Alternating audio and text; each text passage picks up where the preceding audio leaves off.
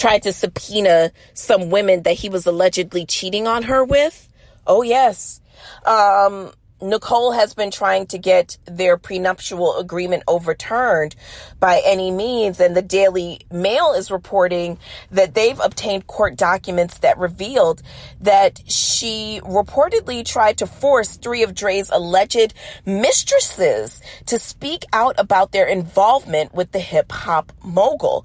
However, these women who, Jillian Spear, Keely Anderson, Crystal Rogers, aka Crystal Sierra, all have declined to be a part of the mess. And they all have retained the same lawyer, which is wild that all the alleged mistresses have the same lawyer. I have no doubt that they were probably hired by Dr. Dre's camp.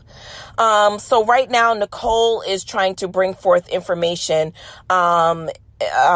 if Dr. Dre had any children outside of their marriage, outside of their 24-year marriage. Nicole asked Dre to provide her with any paperwork about any paternity actions. Now, it is unclear if Dre actually fathered any children, but Nicole wants to be sure. Now, I don't know. I feel like, you know what is sad to me? I think that this is, I don't think that we should know any of this. Is that crazy? I don't think that we should know any of this. I don't think that we should know that Dr. Dre and his wife, like, that she wants $2 million a month and that she wants to have him give her money for, like, all of that shit. Okay, now divorces are public record, right? Because your marriage is a legal binding document recognized by the state. So anything that is state documented is subject to public record, right? Okay, cool. So fine, they're getting a divorce. I don't know why we have to know that she wants to find out who his babies, like, do he got any babies outside of the I don't want to know any of this, okay? Because then I'm not going to be able to listen to Dr. Dre, because I'm going to be like, Dr. Dre is nothing but a fuckboy. Now, here's how I see it, right? Dr. Dre has sold us Dr. Dre as being his persona. I don't know Andre Young. I think that Nicole Young is getting divorced from Andre Young, right? But she has to spin it like she's getting divorced from Dr. Dre, you know? Because if she spins it like she's getting divorced from Andre Young, then we are not going to really look at her like she deserves $2 million a month, because we don't know who Andre Young is. We know Dr. Dre. But the problem, to me, I think that what happens, and I feel this way oftentimes about my celebrities. I think that when you use your everyday persona as part of your shtick, you know, like, there's things that I feel like we are entitled to know about the Kardashians because that's what they've sold us. Your shtick is selling me, I don't know, like, Coco Kardashian, a character that she plays. You've sold us yourself. So we feel like now, or at least I do as an audience, I feel like I'm entitled to know your personal business, because your personal business is what you sell to me as a form of work. Dr. Dre doesn't sell me his personal life as a form of work. You know, well, listen, Dr. Dre sells me his persona as a form of work. Andre Young does not. And that is the only way I'm going to be able to separate church and state when it comes to these people. Because we've gotten to a point in our industry where, or in the entertainment industry, where we've got so much access to these people's personal lives that when they do something wrong in their personal lives, we are so invested in it that we are now ready to not support their artistic endeavors. But to me, if in their artistic endeavors, they are Doja Cat, you know what I mean? Like, if you're Doja Cat, I don't know what her fucking real name is. I don't want to know what her real name is. She gave her opinion one time and I hated it. I don't want to hear it.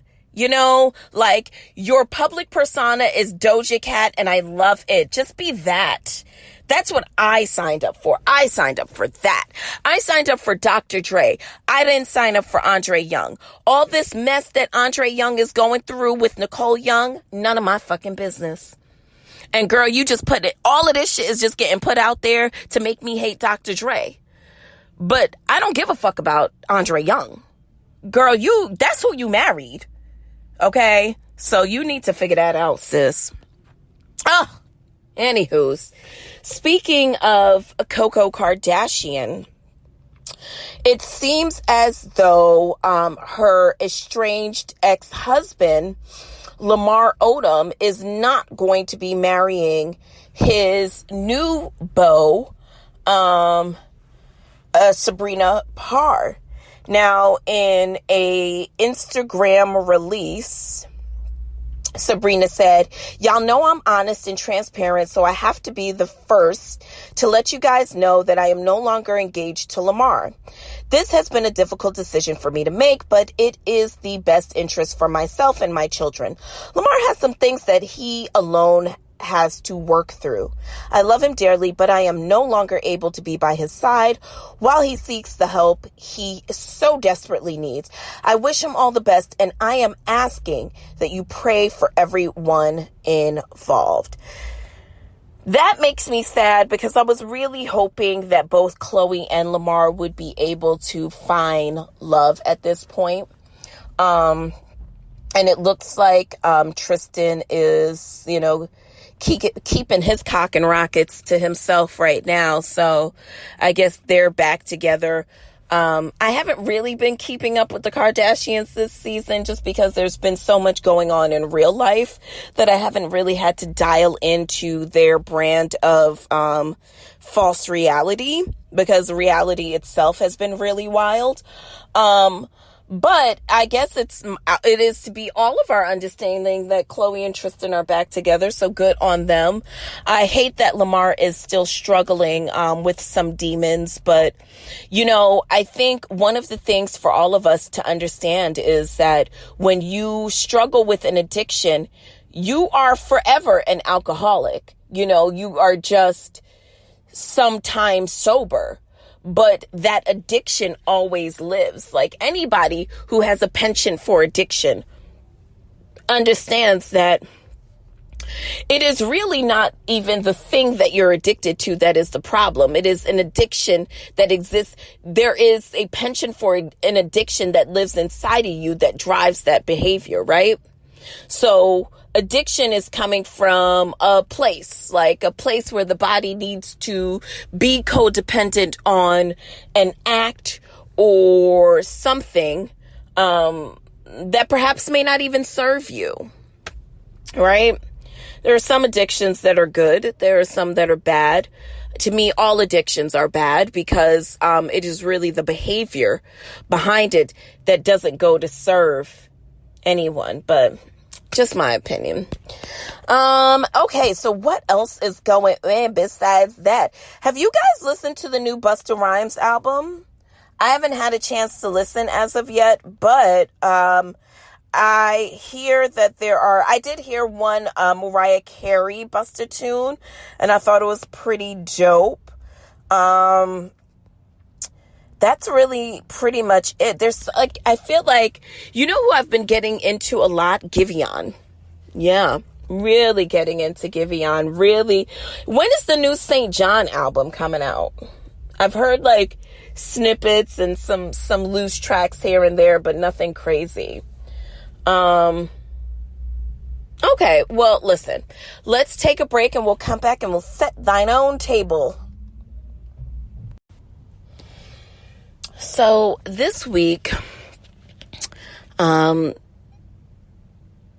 really, like most weeks, we set the table and, we try to get ourselves amped to get out there in the world.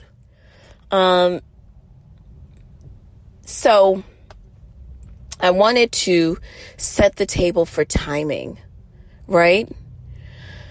Here's the thing about time. Time often is someone's best friend or their worst enemy. And you can tell a lot by the way people respect or don't respect time. Now, oftentimes people kind of get into the idea that time is a man-made illusion, that we don't really have time. Time is infinite. Might be true. But I'm just talking about basic respect for the time that we have. We all share the same time, right? Time is truly the only thing that keeps us all equal. We're all from different walks. Our experiences daily are different. But the one thing that binds us is that we all work with 24-hour period time. Not separated by language, not separated by skin color. Everyone gets the same 24/7, right? So what are you doing with your time? Where your mind goes, life will follow. Time is not to be seen as your enemy. Time is really probably much more sweeter when you are able to live in the presence with time. Time oftentimes is hurtful to people who are never in the moment. I've got a meeting in an hour. I've got this later on. I've got this next week. I've got this. That kind of person who is always the projected time, it's literally being like a hamster in a wheel, because it never will stop. You're always chasing the next, and it is tiring. Nothing causes more stress than the inability to really be well, for your soul to be well with what is right now. That's been a huge struggle for me lately, is being patient with time. Understanding that things cannot happen in my time. My time is not divine. And it is probably just now that I'm starting to become more respectful of people's time. Now, watch out for people who habitually show up late, who have a thing about having other people wait on them. You know, that to me is such an unconscious, mindless behavior, because really what that is about is trying to not only manipulate and control their time, but also trying to steal your time from you. And that is something that I struggle with oftentimes, is being honest with my time, showing up places on time, showing up to work on time. There was a moment in time where I was like, not at this job, but at a previous employer, where showing up late was just par for the course. I didn't give a fuck about it. So for me to show up late every day was like an unconscious effort. I didn't care. It was so easy for me to be late all of the time, because that is the level of interest and respect that I had. People, and I know people who, for every reason, they love making someone wait. They love it. They absolutely adore making someone wait. It's like one of their favorite things in the world is being disrespectful to someone else's time. It's kind of wild. So how do you fix that? How do you get past it? What do you do? Number one, you respect the time that you're in. Respect that we are all given the same amount of time. So it's kind of shitty for you to try to show up late to someone else's shit and, steal their time. Also, not cool. Whether it's work or a function, think about what it means when you show up late. Think about what it means when you disrespect time. Can't get it back. It's not going to be different. So, with all the time that you're given, it's just yours. That's yours. Be respectful of it. Be understanding of it.